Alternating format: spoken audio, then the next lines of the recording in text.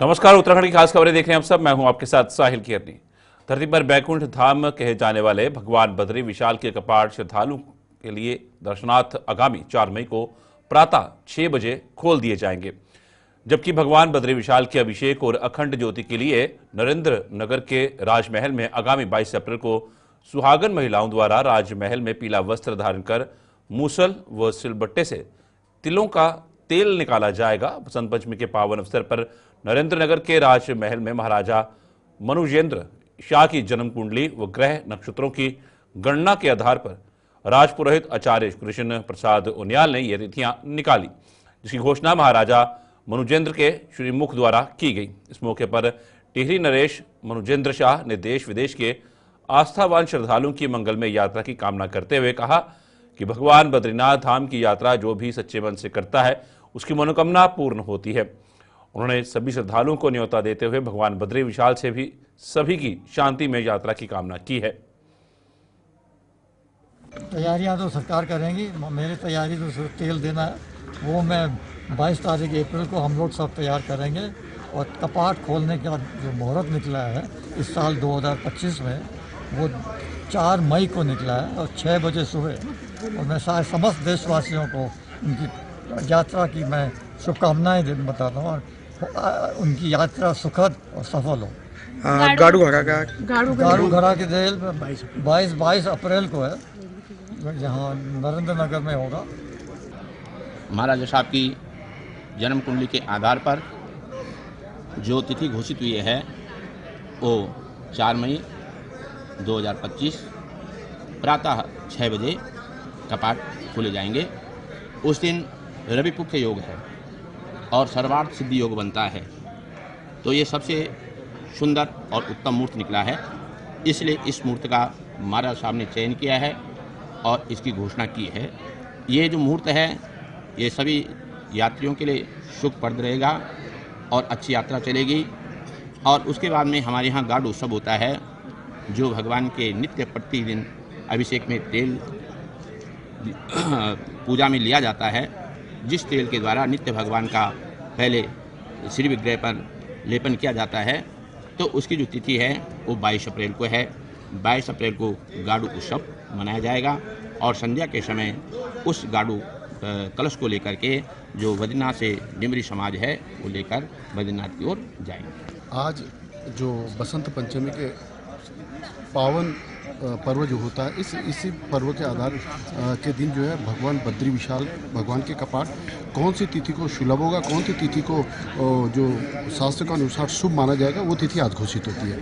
आज जो तिथि घोषित हुई है वो 4 मई 2025 को प्रातः 6 बजे भगवान बद्री विशाल के कपाट खोलेंगे। उससे पूर्व जो पूजाएँ परंपराएँ हैं जिसमें तेल कलश और गाड़ू घड़ा है, वो 22 अप्रैल को टिहरी दरबार से निकल के और 6 तारीख को 4 मई को भगवान बद्री विशाल के गर्भगृह में डिमरी समाज के द्वारा उसको। उत्तराखंड में संपन्न हुए निकाय चुनाव में बीजेपी ने भले ही अच्छा प्रदर्शन किया हो, अन्य राजनीतिक दलों की तुलना में किया हो, लेकिन कई जनपदों और कई मंत्रियों क्षेत्र में बीजेपी को हार का सामना भी करना पड़ा। बीजेपी जिन सीटों पर हारी है उनके समीक्षा करने की बात भी कर रही है। उनमें मंत्रियों के विधानसभा क्षेत्र भी हैं जिन्हें भाजपा को हार का सामना करना पड़ा है। बीजेपी को सबसे बड़ा नुकसान जिन जिलों में हुआ है उन जिलों में पौड़ी, चमोली, रुद्रप्रयाग, उत्तरकाशी शामिल हैं। बात अगर पौड़ी की करें तो पौड़ी जनपद से विधानसभा अध्यक्ष ऋतु खंडूरी भी आती हैं, तो वहीं कैबिनेट मंत्री धन सिंह रावत और सतपाल महाराज भी आते हैं। लेकिन बीजेपी केवल पौड़ी जनपद में कोटद्वार नगर निगम जीतने में कामयाब रही। तो हम अनेकों स्थान पर जो जीत है वो हमारे लिए बहुत एक प्रकार से प्रभावशाली जीत के रूप में है। लेकिन ये सच है कि अपेक्षाएं रहती हैं कि हमने हर मंत्री को, हर विधायक को उनका क्षेत्र की कुछ अलग से हमने जिम्मेवारियां दी थी। अब उसके कारणों की समीक्षा करेंगे हम, चाहे जीत हो हार हो, हमारे यहाँ समीक्षा जरूर होती है। समीक्षा के बाद सब प्रकार निर्णय होगा। लेकिन आगामी दिनों के अंदर पंचायत के चुनाव में, सहकारिता के चुनाव में भारतीय जनता पार्टी जीते, इसके लिए हमारा प्रयास रहेगा। देखिए, हमारा संगठन एक ऐसा संगठन है, किसी भी कार्यक्रम के बाद उसकी समीक्षा जरूर करता है। हम जीतते तो भी समीक्षा करते हैं। यदि हम सांसद जीते 5 तो भी हम समीक्षा करते हैं, कोई कमी तो नहीं रही, क्या हम इससे और अच्छा कर सकते थे। और यदि हम हारे हैं तो स्वाभाविक रूप से हम उसकी समीक्षा करते हैं। वो हर चुनाव के बाद हम लोग समीक्षा करते ही हैं। दूसरा, आपने कहा कि कुछ मंत्रियों के यहाँ चुनाव हारे हैं तो हम स्वीकार कर रहे हैं ना अपनी हार। अब आप देखिए कि हमारे अन्य मंत्रियों के चुनाव क्षेत्र में चुनाव जीते भी हैं। मैं अपनी बात करूं, क्या हॉट सीट बनाई थी सब लोगों ने। हर स्थिति में अपना समीक्षा करते हैं। मैं यदि जीत गया तो मेरी भी समीक्षा होगी, यदि हमारा मार्जिन कम रहा तो क्यों रहा होगा। ऐसा नहीं है, ये पार्टी वो पार्टी है जो कभी 2 सांसदों की पार्टी थी, वो आज लगातार तीसरी बार केंद्र में सरकार बना रही। माननीय मोदी जी हमारे लोकप्रिय नेता के रूप में उभरे, पूरे विश्व के सर्वाधिक लोकप्रिय नेता के रूप में तीसरी बार प्रधानमंत्री बन रहे। हम तो उत्तराखंड के हरिद्वार जनपद में पूर्व विधायक कुमार प्रणव सिंह चैंपियन और वर्तमान विधायक उमेश कुमार के बीच चल रहे विवाद पर भले ही कानून अपनी कार्रवाई कर रहा हो, लेकिन भाजपा प्रदेश अध्यक्ष महेंद्र भट्ट ने भी दोनों ही नेताओं को नसीहत दी है। भाजपा प्रदेश अध्यक्ष महेंद्र भट्ट ने कहा कि हर जनपद नीति के अंदर वह काबिलियत होनी चाहिए कि वे अपना समर्थकों को संभाल सके और उन्हें सही रास्ता दिखाने का काम कर सके। भाजपा प्रदेश अध्यक्ष ने कहा कि अगर वर्तमान परिस्थितियों में पुलिस कार्रवाई न करती तो फिर सरकार का बड़ा स्टैंड लेना पड़ सकता है। भाजपा प्रदेश अध्यक्ष ने कहा कि सरकार ऐसे अपराधियों के खिलाफ जो राज्य की संस्कृति के विपरीत कार्य करते हों, उनके खिलाफ कार्यवाही के लिए तैयार है। 2-3 दिन से हरिद्वार का जो घटनाएं हो रही है वो दुखद है। आखिर एक जनप्रतिनिधि को संयम नहीं खोना चाहिए। समर्थकों को भी जनप्रतिनिधि को के अंदर वो कुब्बत होनी चाहिए कि अपने समर्थकों को सही दिशा की ओर ले जाए। मैं मुख्यमंत्री का आभार व्यक्त करता हूँ। मुख्यमंत्री लगातार इस प्रकार के तत्वों को जेलों की सलाखों के अंदर भेज रहे हैं। आखिरकार देवभूमि का देवतुल्य स्वरूप और देवभूमि के अंदर कानून व्यवस्था बनी रहे, ये सरकार का उत्तरदायित्व है। मैं कह सकता हूँ कि पिछले 2-3 दिनों की जो घटना है दुर्भाग्यपूर्ण घटना है और जनप्रतिनिधियों को इस प्रकार की घटनाओं को दोहराना नहीं चाहिए। नहीं तो सरकार इसके लिए तैयार है। इस प्रकार के अपराधियों को कड़ी से कड़ी सजा दी जाएगी। उत्तराखंड कांग्रेस की मुख्य प्रवक्ता गरिमा बहरा दसोनी ने राष्ट्रीय खेलों में बद इंतजामी को लेकर धामी सरकार को आड़े हाथों लिया है। दसोनी ने कहा कि राष्ट्रीय खेलों की मेजबानी उत्तराखंड को मिलना राज्य के लिए अत्यंत गौरव की बात है, परंतु सरकारी इंतजामों की परतें खुलने से उत्तराखंड की छवि खराब होने के साथ साथ सरकार की चारों ओर किरकिरी हो रही है। गरिमा ने कहा कि अल्मोड़ा में योगासन प्रतियोगिता के लिए स्थानीय हेमवती नंदन बहुगुणा स्पोर्ट्स स्टेडियम में बनाए पंडाल के साथ अन्य व्यवस्थाओं पर सवाल उठ रहे हैं। गरिमा ने बताया कि योगासन भारत के राष्ट्रीय अध्यक्ष उदित सेठ ने कहा है कि प्रतियोगिता के लिए बनाए गए पंडाल के अंदर का वातावरण खिलाड़ियों के लिए अनुकूल नहीं है, जिसमें काफी हद तक लापरवाही बरती गई है, जिस कारण 15 से 20 खिलाड़ी बेहोश हो गए, जिन्हें अस्पताल में भर्ती करना पड़ा। दसोनी ने कहा कि राष्ट्रीय खेलों में चाक चौबंद व्यवस्था का ढोल पीट रही सरकार की लापरवाही से देवभूमि का सर देश के सामने नीचा हो रहा है। 38वें राष्ट्रीय खेलों की मेजबानी मिलना उत्तराखंड के लिए एक बड़ी बात थी और जिस वक्त ये खबर मिली तो उत्तराखंड के लिए ये निश्चित रूप से उल्लासित करने वाली खबर थी। हमारा जोश 7वें आसमान पर था, लेकिन जैसे जैसे राष्ट्रीय खेल आगे बढ़ रहे हैं वैसे वैसे उद्घाटन के दिन से लेकर आज तक अव्यवस्थाओं का बाजार गर्म है। हल्द्वानी से खबरें आ रही हैं, अल्मोड़ा से खबरें आ रही हैं, 20 खिलाड़ियों के बेहोश होने की खबर आ रही है और कहीं ना कहीं योगासन भारत के जो राष्ट्रीय अध्यक्ष हैं वो आज कहकर गए हैं कि उत्तराखंड में खिलाड़ियों के लिए माकूल व्यवस्थाएं नहीं की गई हैं और तो और उन्होंने साफ तौर पर कहा कि इसको इवेंट मैनेजमेंट समझना बंद कीजिए। ये खिलाड़ियों के भविष्य का सवाल है, ये उत्तराखंड के लिहाज से उत्तराखंड की छवि का सवाल है, इसलिए जो व्यवस्थाएं होनी चाहिए थी उसके प्रति शासन प्रशासन गंभीर नहीं दिखाई पड़ रहा है। आप सोचिए, देश के कोने कोने से यहाँ खिलाड़ी आए हुए हैं, उनको यदि पौष्टिक आहार ना मिला, उनको यदि आरामदायक नींद ना मिली तो कैसे वो अपने खेल में फोकस कर पाएंगे और क्या छवि उत्तराखंड की लेकर जाएंगे। इसके प्रति जितनी गंभीरता होनी चाहिए थी वो नहीं दिख रही है। खेल मंत्री लगातार रंग बिरंगे ट्रैक सूट में हमें आए दिन दिखाई पड़ रही हैं, वहीं मुखिया जो हैं प्रदेश के वो दूसरे प्रांतों में स्टार प्रचारक की भूमिका निभा रहे हैं। अपने प्रदेश में क्या हो रहा है उससे पूरी तरह से वो अनजान है, अनभिज्ञ हैं। ऐसे में एक अच्छा मौका उत्तराखंड को मिला था छा जाने का राष्ट्रीय फलक पर, लेकिन उसने वो राजधानी देहरादून में जिलाधिकारी सविन बंसल ने दिव्यांगों और बुजुर्गों की सहायता के लिए ठोस पहल किए जाने के निर्देश दिए हैं। उन्होंने कहा कि अपनी समस्याओं को लेकर कलेक्ट्रेट में और तहसील में पहुंचने वाले बुजुर्ग दिव्यांग फरियादियों के लिए डेडिकेटेड वाहन सुविधा मुहैया कराई जाएगी।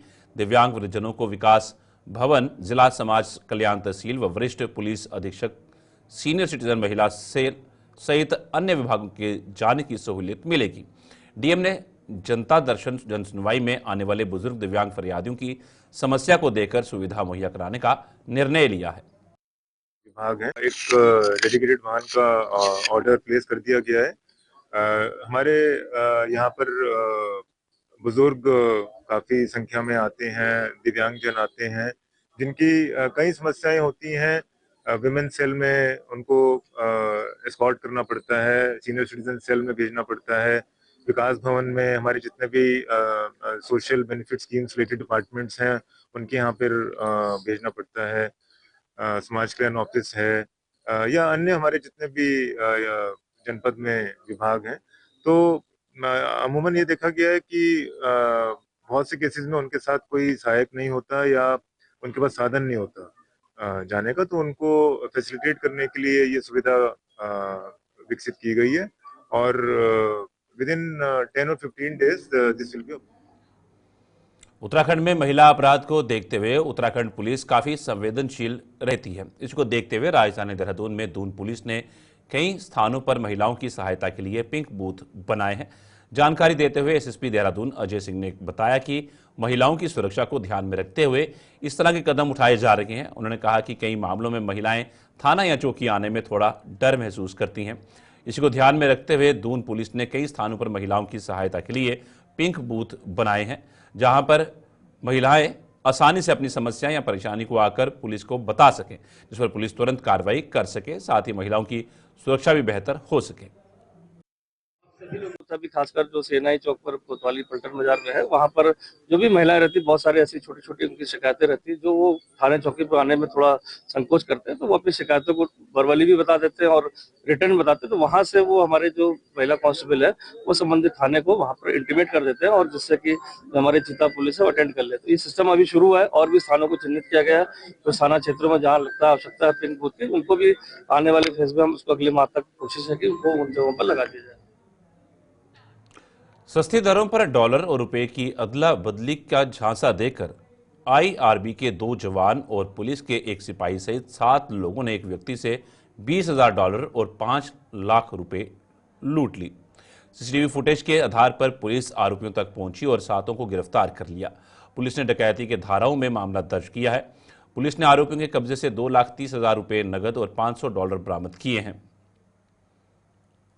देखिए, श्री यशपाल सिंह असवाल जी हैं, ऋषिकेश में व्यापारी है और इनके एक मित्र हैं जानने वाले कुंदन सिंह नेगी जो चमोली के रहने वाले हैं। इन्होंने उनको बताया कि उनके जो 3 लोग परिचित हैं जो कुछ व्यवसाय करते हैं, उनके पास 20,000 करीब डॉलर है और अगर वो आधे रेट पर भी चाहें तो उनको मिल सकता है। तो इस तरह से उन्होंने जब जो वादी है यशपाल सिंह असवाल जी को बताया तो कहीं ना कहीं वो उनके झांसे में आ गए और उनसे तय हुआ कि 7.5 लाख रुपए में आपको $20,000 मिल जाएगा। लेकिन इसी दौरान जो 3 व्यक्ति को नाम बताया गया था, जिसमें राजेश रावत, राजेश चौहान और राजकुमार चौहान है जो उत्तरकाशी के हैं, इनकी जान पहचान जिसके माध्यम से हुई थी रुड़की निवासी हसीन और एक व्यक्ति था जो हमारे पुलिस कांस्टेबल है उसके टच में था। तो समस्त चीज़ों में घटनाक्रम ये रहा, जब उनको झाझरा में बुलाया गया कि वहाँ पर आपको डॉलर के बदले पैसे देने होंगे और आपको $20,000 मिल जाएंगे और विश्वास में लेने के लिए उन्होंने 4 ओरिजिनल डॉलर भी दिखाए, जिससे उनको विश्वास हो गया। जब वो झाझरा में पहुंचे तो वहाँ एक पुलिसकर्मी जिसकी उस समय पहचान नहीं हो पाई थी, एक पुलिसकर्मी एक प्राइवेट व्यक्ति आया और उन्होंने कहा कि हम पुलिस से हैं और ये जो अवैध तरह की डीलिंग हो रही है और सब लोग जेल जाएंगे, इस भय में लेकर उन्होंने उनके 7.5 लाख रुपए पहले ले लिए और साथ ही साथ एक डॉलर वाला बैग जो दिखाने के लिए रखा था वो भी ले लिया। बाद में जाते जाते उन्होंने 2.5 लाख रुपए वापस किए और बाद में जो जितने लोग भी षड्यंत्र में शामिल थे सभी ने जो आपस में पैसे का अलग अलग बंटवारा कर लिया। इसमें जो अभी तक 7 लोग इसमें कल तक गिरफ्तारी हुई थी, 2 लोग को अभी जो मेन मास्टरमाइंड है रुड़की से भी अरेस्ट कर लिया गया है। इनके पास से नकली गड्डियां मिली हैं डॉलर की जो दिखाकर लोगों को झांसे में लेकर वो पैसे लेने की बात पूरी प्रकाश में आई। उत्तराखंड सरकार के प्रयासों से 38वें राष्ट्रीय खेलों को और अधिक पर्यावरण अनुकूल और स्वास्थ्यप्रद बनाने के लिए महाराणा प्रताप स्पोर्ट्स कॉम्प्लेक्स में कोर टीम, वॉलंटियर्स और दर्शकों के लिए साइकिल सुविधा उपलब्ध कराई गई है। इस पहल का उद्देश्य न केवल प्रदूषण को कम करना है बल्कि लोगों को फिट और सक्रिय जीवन शैली अपनाने के लिए प्रेरित करना भी है। इसके माध्यम से दर्शक और वॉलंटियर खेल परिसर के विभिन्न स्थलों तक साइकिल से आसानी से पहुंच सकेंगे, जिससे ट्रैफिक और कार्बन उत्सर्जन में भी कमी आएगी। ये उत्तराखंड सरकार की पर्यावरण संरक्षण की नीति को साकार करने की दिशा में एक महत्वपूर्ण कदम है। मुख्यमंत्री पुष्कर सिंह धामी के नेतृत्व में राज्य सरकार खेलों को सुचारू रूप से आयोजित करने और खिलाड़ियों व दर्शकों को सर्वश्रेष्ठ सुविधाएं प्रदान करने के लिए निरंतर प्रयासरत है। इस पहल से न केवल राष्ट्रीय खेल को एक नया रूप मिलेगा, बल्कि उत्तराखंड को पर्यावरण अनुकूल और स्वास्थ्यप्रद खेल आयोजन के लिए एक आदर्श राज्य के रूप में स्थापित करने में भी सहायता मिलेगी।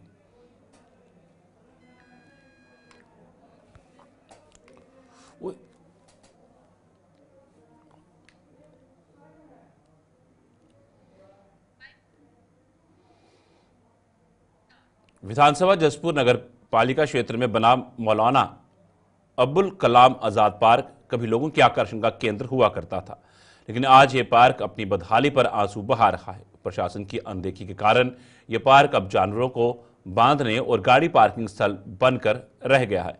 अधिशासी अधिकारी नगर पालिका शाहिद अली ने बताया कि पार्क का निरीक्षण कर लिया गया है। जिन लोगों को यहाँ की जानवर बंधे हैं और गाड़ियां खड़ी हैं, उन लोगों को चिन्हित कर लिया गया है और उनको हटाने के लिए टीम का गठन कर लिया गया है। जल्द ही पार्क को अतिक्रमण मुक्त कराया जाएगा। साथ ही पार्क के सौंदर्यीकरण के लिए डीपीआर बनाकर प्रस्ताव शासन को भेजा गया है। शासन से धनराशि प्राप्त होने के बाद उसका सौंदर्यीकरण भी तत्काल कराया जाएगा। के पार्क में जो अतिक्रमण पाया गया है उसका जो चिन्हीकरण कर लिया गया है। जिन लोगों की गाड़ियां खड़ी हैं, कुछ जानवर भी बंधे पाए गए हैं, उनको हटवाने के लिए टीम का गठन कर दिया गया है। जल्दी उसको अतिक्रमण मुक्त कराया जाएगा और उसके सौंदर्यीकरण का प्रस्ताव भी शासन को डीपीआर बनाकर भेजा गया है। शासन से धनराशि प्राप्त होने के उपरांत उसका सौंदर्यीकरण भी। लक्सर में रोडवेज बस स्टैंड के करीब भगवान महाराज भगीरथ की प्रतिमा स्थापित की गई। प्रतिमा का अनावरण खानपुर विधायक उमेश कुमार की धर्मपत्नी सोनिया शर्मा द्वारा किया गया। इस अवसर पर भव्य कार्यक्रम का आयोजन किया गया, जिसमें बड़ी संख्या में सैनी समाज के लोगों ने भाग लिया। कार्यक्रम के दौरान हरियाणा के सिंगर अमित सैनी रोहतिकिया ने अपने गीतों से कार्यक्रम में मौजूद लोगों को थिरकने पर मजबूर किया।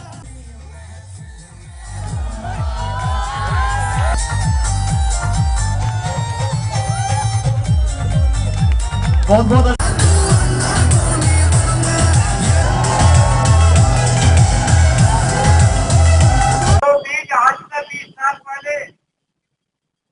धन्यवाद करना चाहूँगा सबसे पहले तो, और सबसे ज़्यादा धन्यवाद करना चाहूँगा विधायक उमेश कुमार जी का, जिनके द्वारा हमारी मूर्ति का उद्घाटन कराया गया, जिन्होंने उसमें सहयोग किया, और महाराज अवैध विशाल सेन सभा के सभी कार्यकर्ताओं का। और आपने जोश खरोश देखा, कितना जोश खरोश है समाज में। इस मूर्ति लगने का संदेश पूरे भारत में जाएगा, और जो माँ गंगा जी को धरती पर लाए थे उसका सभी को इतिहास का पता चलेगा। अभी तक वो इतिहास जो लुप्त हो चुका था वो दोबारा आप सब लोगों के बीच में आ चुका है। अब हम महाराजा वीर जी के वंशज इस लड़ाई को लड़ते रहेंगे। शर्मा जी को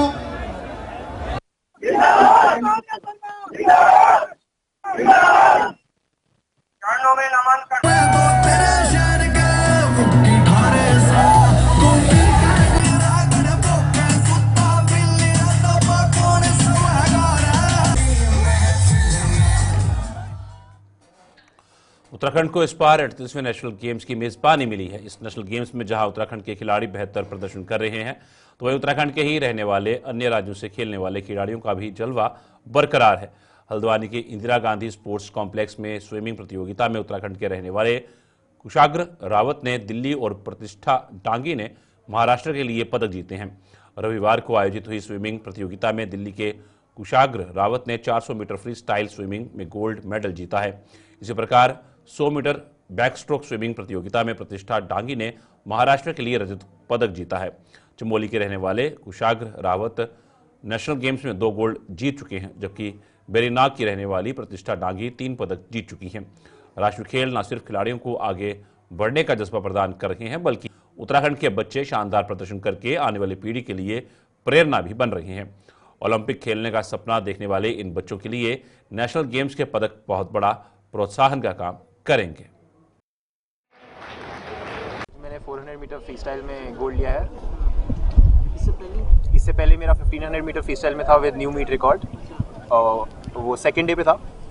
एंड बहुत अच्छा लग रहा है, like coming to this meet we didn't taper, so at this point of the season I am happy with the time I clocked in the 400 and in the 1500 as well. तो अभी बहुत खुशी हो रही है, and also focusing on the 800 tomorrow, so it will be an exciting race, and I wanted to see what I can do tomorrow. आप उत्तराखंड से ही हो और यहाँ पे किस तरह की आपने व्यवस्थाएं देखी और किस तरह से यहाँ का फील्ड है, किस तरह से आप लोगों के द्वारा यहाँ पे गेम खेला जा रहा है?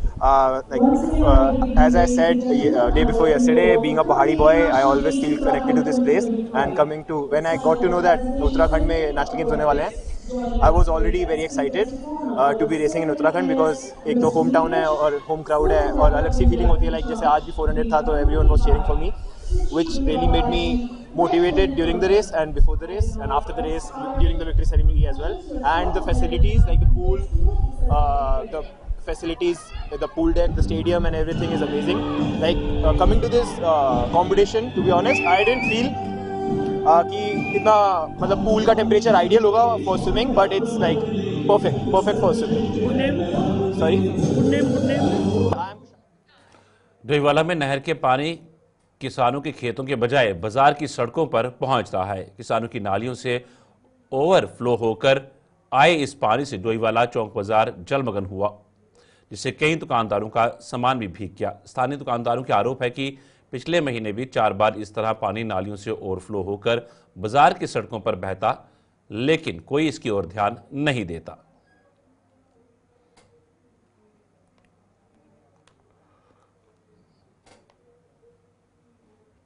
ये संज्ञान में आया कुछ समय पूर्व की यह घटना है.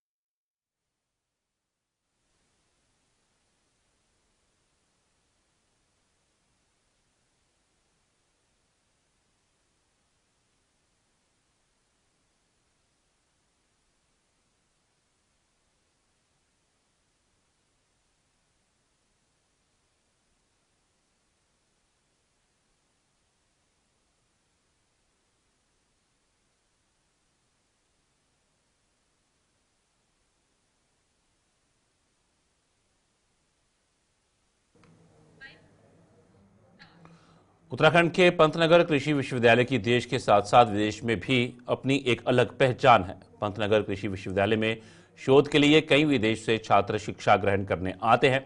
पंतनगर कृषि विश्वविद्यालय के गेस्ट हाउस के वॉशरूम में छिपकर महिलाओं के आपत्तिजनक फोटो और वीडियो बनाने का मामला सामने आया है. पीड़ित महिला की तहरीर पर देहरादून में FIR दर्ज कर पंतनगर थाने को ट्रांसफर की गई है. मामला सामने आने के बाद पूरा मामला उत्तराखंड में चर्चा का विषय बना हुआ है और प्रशासन में हड़कंप मच गया. आरोपी के खिलाफ मुकदमा दर्ज कर विवेचना की जा रही है. जानकारी के अनुसार 3 महिला PhD स्कॉलर्स के लिए गेस्ट हाउस में रूम नंबर 10 और अन्य 2 व्यक्तियों के लिए रूम नंबर 4 बुक किया था. बताया जा रहा है कि 3 जनवरी को वे शोध से संबंधित काम पर निकल गए थे और शाम 6:30 बजे गेस्ट हाउस में लौट आए. सभी लोग एक एक कर बारी बारी से वॉशरूम का इस्तेमाल करने लगे. बताया जा रहा है कि वॉशरूम में नहाते हुए एक PhD धारक ने देखा कि वेंटिलेशन खिड़की से कोई झांकते हुए मोबाइल से वीडियो बना रहा था. पीड़ित के अनुसार उसने शोर मचाते हुए रूम में मौजूद अन्य लोगों को यह बात बताई, जिसके बाद दोनों युवतियां बाहर आकर देखने लगी. तभी एक अज्ञात व्यक्ति गेस्ट हाउस के गेट की ओर भागता नजर आया. ये संज्ञान में आया कुछ समय पूर्व की यह घटना है. ये गेस्ट हाउस में वहाँ पे रुके थे तो एक छात्रा का किसी ने जो नाबालिग श्रेणी में आता है उसने वीडियो उसका बना दिया था. तो ये उस समय उनका गेस्ट हाउस छोड़ के वो उनको जाना था तो चले गए थे. तो जल्दबाजी में FIR नहीं कर पाए थे शायद, ऐसा संज्ञान में आया है. और अभी उन्होंने देहरादून में FIR करी तो वो हमें प्राप्त हो गई है और इस मामले की जांच करी जाएगी. उत्तराखंड खास खबरों में फिलहाल इतना ही. दीजिए इजाजत. नमस्कार.